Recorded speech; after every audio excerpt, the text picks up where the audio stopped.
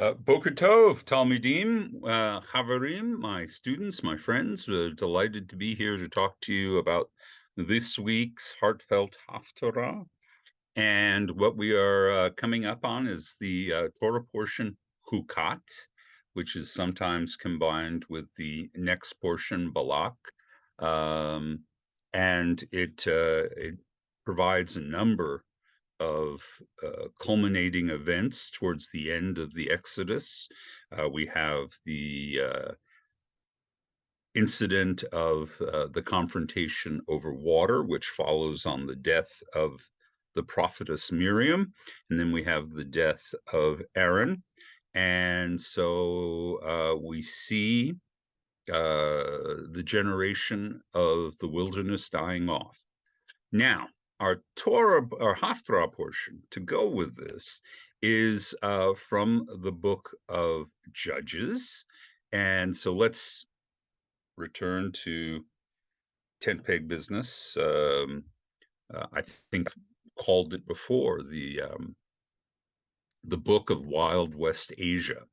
I happen to love the book of Judges, and I think it's fascinating, in part because while there is an overlay, an editorial framing of these stories as providential to God's will and God's intention, the fact of the matter is that these stories are heroic stories.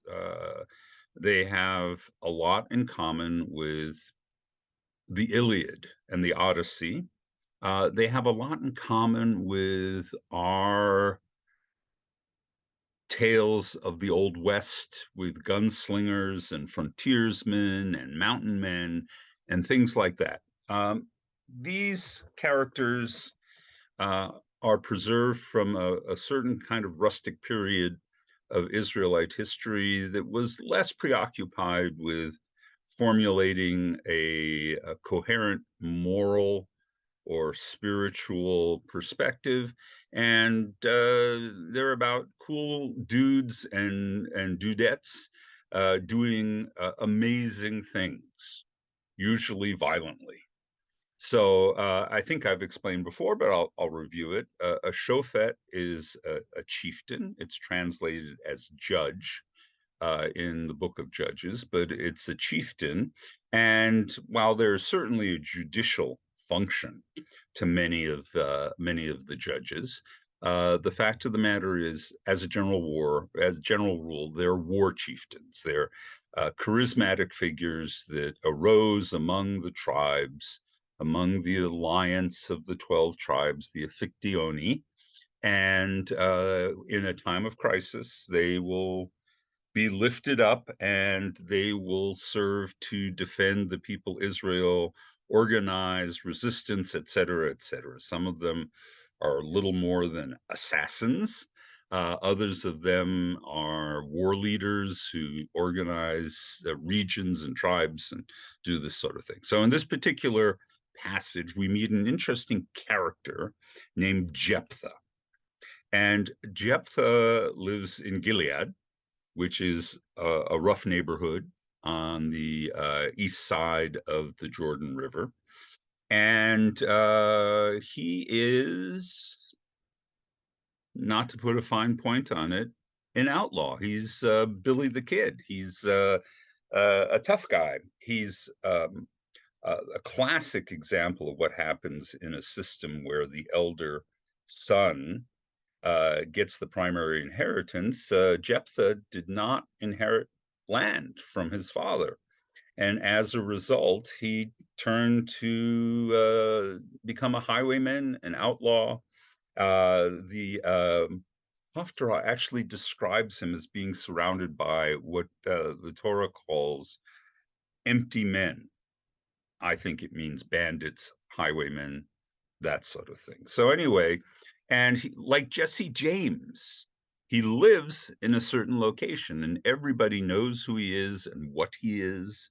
And just like Jesse James, people would try and simply avoid crossing him and he would go off to distant places and raid and take back booty and loot, and everything was tolerated. But when an outside threat from the kingdom of Ammon threatens the people of the East area, he is elevated because he's already a leader of men.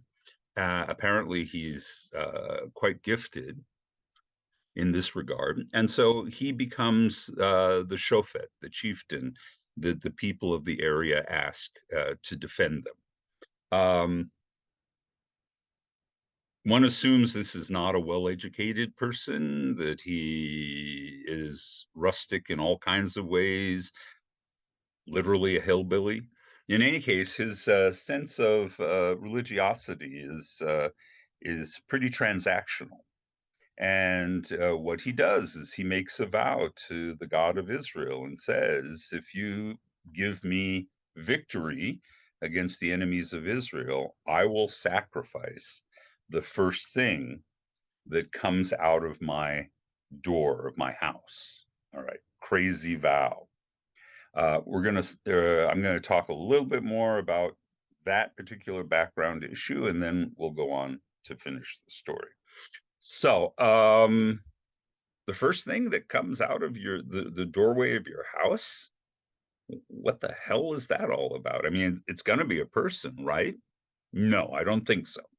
So here's my opinion, and I am in disagreement with my beloved late professor, Zichron Livracha, Hanan Brichto. Hanan Brichto's interpretation of this idea that he takes this vow to sacrifice the first thing that comes out of his front door when he returns from victory that's crazy. That's a ridiculous vow. What did he think was going to come out of the front door? And I raised my hand and I said, well, I think he thought an animal would come out of his front door, because we know that the Israelites of this period built these four-room houses with two floors, and the bottom floor was where you rounded up and kept all your domestic animals in the evening. So your geese and your sheep, and maybe even the cow or two if you had it, and they would all be locked indoors in the lower level. And then in the morning, you'd let them all out to go find something to eat. And so this made a certain degree of sense. And that was what I said to Dr. Brichto, and Dr. Brichto thought, he didn't call me an idiot, but he said that's ridiculous.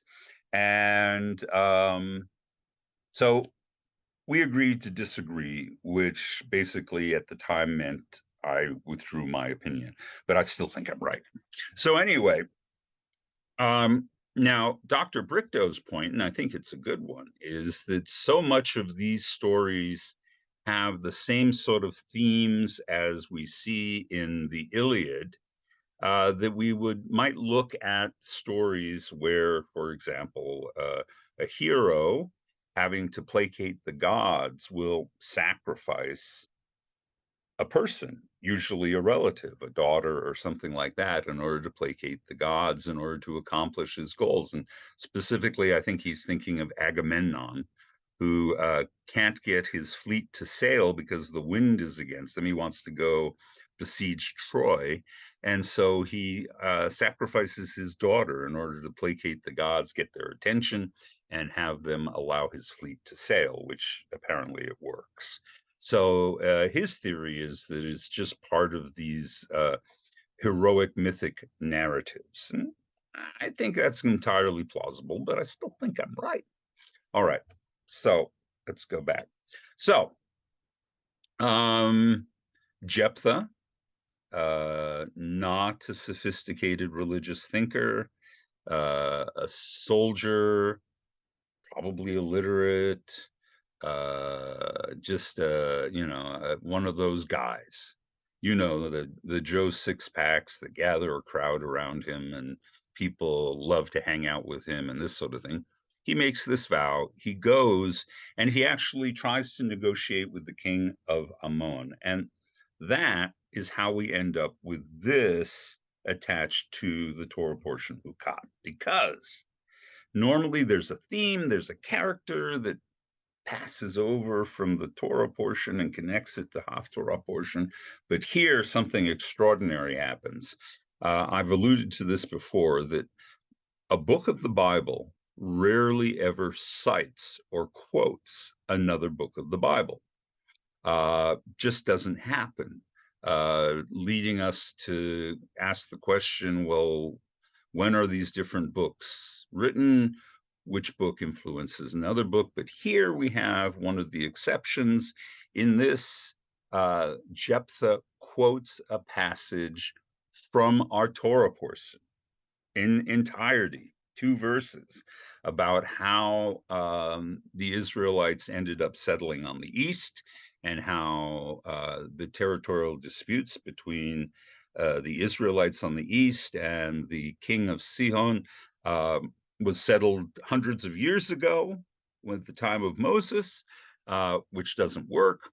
And so Jephthah has to go to war. So what connects the Torah portion to the Haftarah is a citation, a direct quote.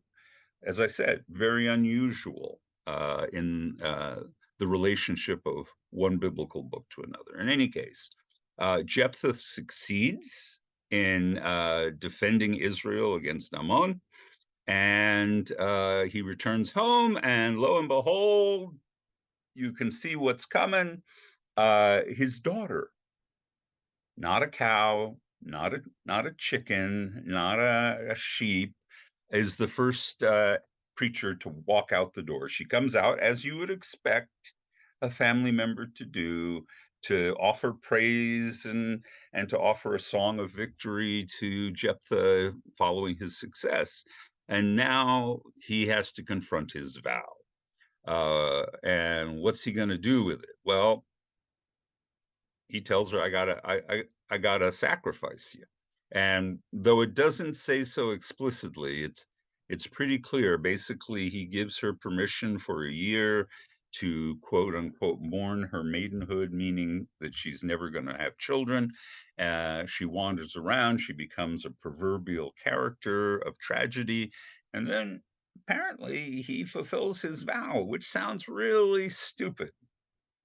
And in fact, from the perspective of the rabbis, is really stupid. Now, this might make sense in a heroic context where honor is everything, just like Agamemnon or, uh, Ajax or Achilles, where their honor is at stake and they have to live up to their vows or something like that. But it doesn't make any sense in the later development of Judaism. And so, what I'm going to read to you is one of the many rabbinic critiques of Jephthah's decision, which appear. The rabbis just said this was so wrong, and they explain all the different reasons. And this particular one, this midrash, offers us all the reasons why Jephthah did not have to sacrifice his daughter. 2 famous rabbis disagreed.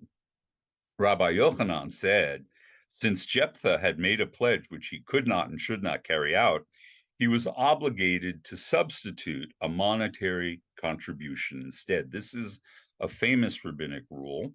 This is the same rule that goes with the eye for an eye system. We reject the idea that we mutilate people as punishment because they cause physical injury to other people, and instead you give them monetary compensation.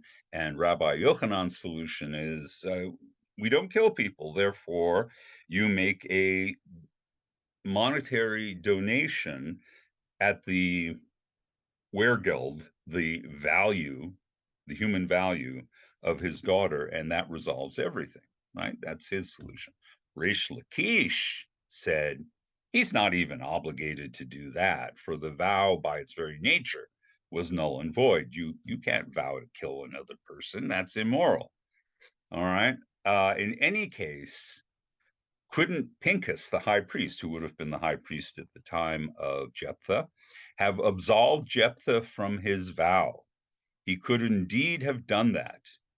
But according to the rabbinic narrative that they create around this, none of which exists in the Bible, um, but Jephthah did not come to Pincus because since he was the head of Israel's leaders, he thought Pincus should honor him by coming to him. And then Pincus, on the other hand, thought that his dignity as the high priest meant that Jephthah needed to come and offer supplication to him. So look at what the rabbis are doing. They're taking the fact, and they know that this is an honor culture where your status and honor and who bows lower to who and who comes to who is a big deal. And they say, this is the problem, that this was a solution that could have saved this girl.